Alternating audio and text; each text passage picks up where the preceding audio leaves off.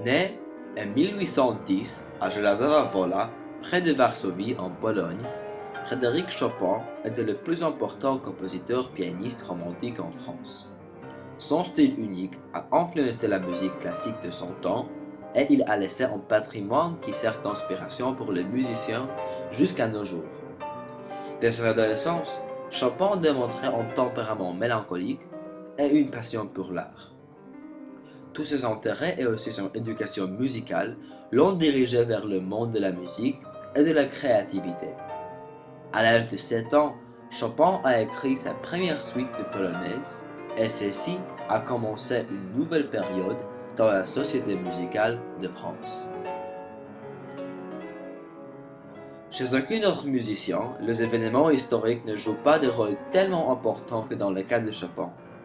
Plus exactement, la turbulence politique ayant lieu dans sa terre natale constituait une source d'inspiration constante pour ce jeune compositeur polonais.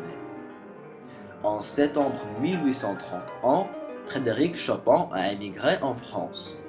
Ce départ était forcé par des répressions culturelles et politiques que sa famille avait subies de la part des Russes.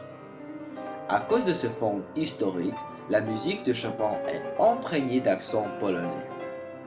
Le seul fait que la forme la plus fréquente de ses pièces de musique était la polonaise montre que le patriotisme était un aspect très vivant de son caractère. Ce qui était d'une grande influence sur l'œuvre de Chopin, c'était les insurrections, notamment celle de novembre 1830. L'étude numéro 12, appelée également révolutionnaire, a été conçue directement en réponse à ce mouvement patriotique.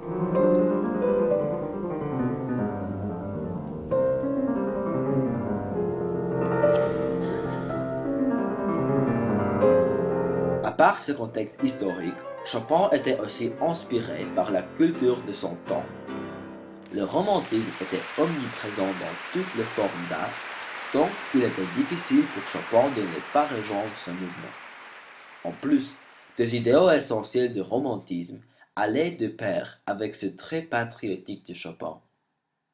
Le 19e siècle a vu paraître les premières publications musicales. Avec ceci, la popularité devenait une chose beaucoup plus accessible grâce aux experts qui pouvaient publiquement exprimer leurs éloges vis-à-vis de Chopin.